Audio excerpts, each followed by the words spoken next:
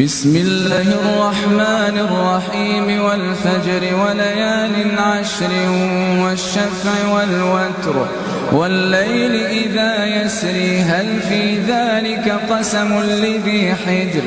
ألم تر كيف فعل ربك بعاد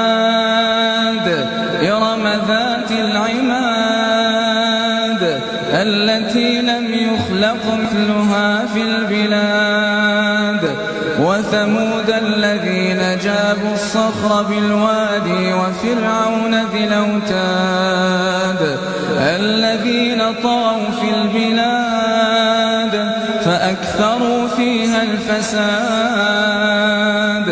فصب عليهم ربك سوط عذاب إن ربك لبالمرصاد فأما الإنسان إذا ما ابتلاه ربه فأكرمه ونعمه فيقول ربي أكرمن وأما إذا ما ابتلاه فقدر عليه رزقه فيقول ربي أهانني كلا بل لا تكرمون اليتيم ولا تحضون على طعام المسكين وتأكلون التراث أكلا لما وتحبون المال حبا جما